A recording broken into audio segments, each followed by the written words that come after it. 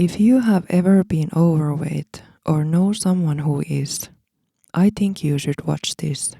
I will provide deeper insights to understand what's really going on, and perhaps we will learn to judge it less harshly. To map out the common phenomenon, we will answer the question why did so many gain weight during COVID, as well as see this through a much broader concept. Everyday psychological stress, trauma, and social surveillance as drivers of weight retention. So why did so many gain weight during COVID? That was a direct mirror to the kind of uncertainty and unsafety people experienced. The uncertainty of survival. We literally were aware that our lives could end right in near future. As we know how the body stores fat when it's under stress, the exact same thing happened. The body stored fat as a ticket for longer survival. Now, while not everyone were experiencing this threat to their survival, another interesting psychological phenomenon happened to some. This goes to group belonging. When we were away from groups and society to fit into all alone at our homes, we were able to let loose because we didn't need to secure our belonging for a moment by being a certain size, which is deemed as the society's standard.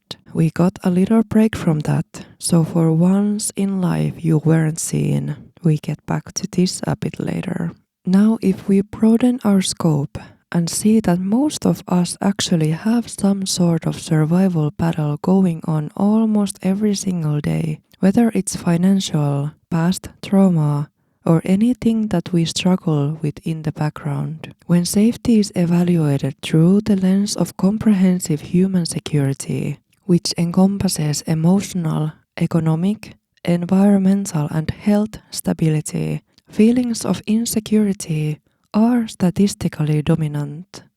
There have been global perceptions of stability analyzed that tells approximately 6 out of 7 individuals worldwide reported feeling insecure about multiple major aspects of their lives. The report noted that anxieties regarding the future, economic stability, and systemic safety have risen even in high-income nations. So it's not quite common to feel complete security across all emotional and material domains. So these modern psychological stressors like financial instability, job insecurity, or constant social evaluation do not disappear in a few minutes because these thoughts remain constant. The amygdala, the fear center of the brain, continuously fires, leading to chronic activation of the stress response. Now, the brain does not possess a separate dedicated system for handling abstract modern stressors. Instead, it uses the primitive survival circuits originally designed to manage life-threatening physical emergencies. There is a direct, documentable biological correlation between chronic psychological distress and increased fat storage. So have you ever gone through something difficult in life? A breakup, loss of job, financial instability, etc.? Did you first gain weight as a result of the psychological stress? Then, when you started to bounce back, you rose from it and were ready to go again. Then perhaps the excess weight also started to reduce. That is exactly that, a physical manifestation of psychological distress and a need for protection. When a person experiences sustained emotional or mental distress, the body initiates a specific endocrine response that alters metabolism, appetite, and adipose fat tissue distribution. That is the body's way to protect itself. Cells know that fat is essential for survival as the storage for energy in times of vulnerability. But psychologically, excess adipose tissue and being overweight acts exactly the same way for the mind too. This is known as the protective cloak, where we unconsciously use excess weight as a physical boundary to feel safe, reduce unwanted attention, and avoid perceived vulnerability. It really highlights how sophisticated our defense mechanisms can be. This brings us back to what I mentioned at the very beginning of this video, that break we got from society. Let's understand how society views obesity. Statistical data from sociology, medicine, and public health shows that individuals with high body weight experience elevated levels of social exclusion and systematic discrimination. Research demonstrates that people categorized as overweight or obese experience frequent social exclusion and interpersonal rejection. So here we see how our society views overweight individuals.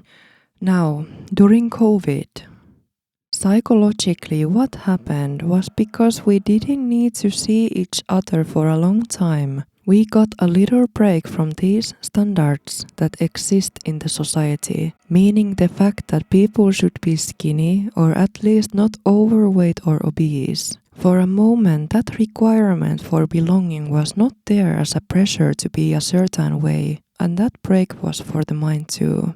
Because when we think about it, so often it is for other people that we need to lose weight to be presentable. Summer is approaching, and more people would see you in less clothes.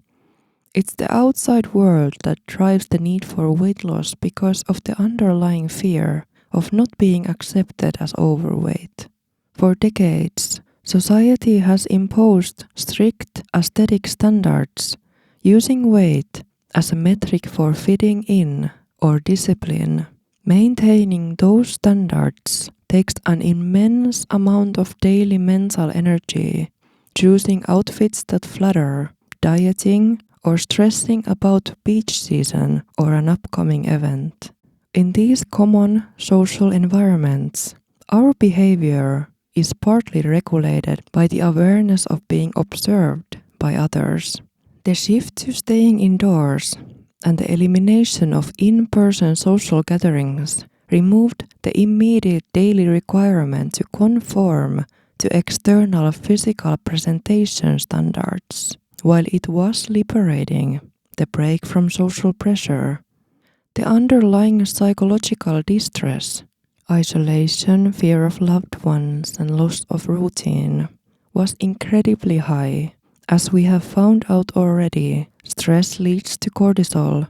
Cortisol drives fat storage. Another question comes to mind.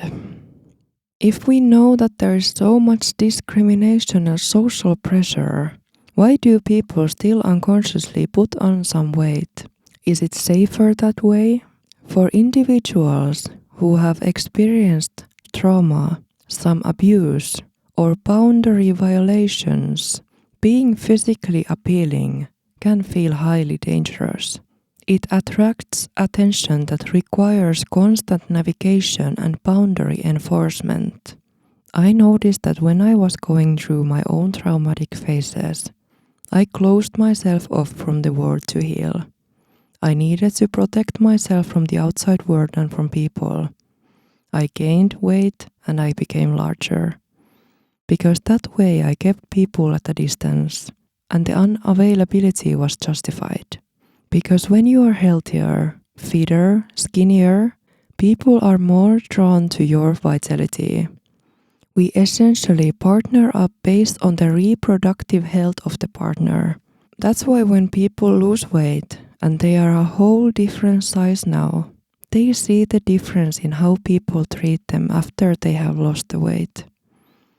So exactly that. If you want to protect yourself from the attention which your brain might register as a threat to your safety, excess weight is a very effective way to feel psychologically safer. As we know, the brain's primary job is to keep you alive and safe. If an individual's upbringing or past trauma convinces them that they lack the emotional or physical resources to survive high-stakes social competition or unwanted attention, The subconscious mind might seek safety in invisibility, as I experienced it too. Gaining weight lowers an individual's conventional social currency by becoming invisible or less preferable in the context of societal beauty standards. The person successfully lowers their visibility, allowing them to exist in public spaces with a reduced risk of being targeted, approached, or challenged. Because let's be honest, sometimes actually having high vitality and physical attractiveness, as per society's standards, is equally difficult to navigate. High physical attractiveness, vitality, and fitness are universally recognized as indicators of high reproductive success and social resource potential. Sometimes possessing these traits can make an individual a target for competition within the same sex or dominance challenges from others. That arena requires a psyche that has the resources to navigate what comes with visibility and attention, boundaries, and a highly anchored internal locus of control. To conclude, let's let all people have their body as they deem safest to them, whether it is being heavier, therefore safer, or whether it is being skinnier, therefore safer. We all balance on this axis to survive here.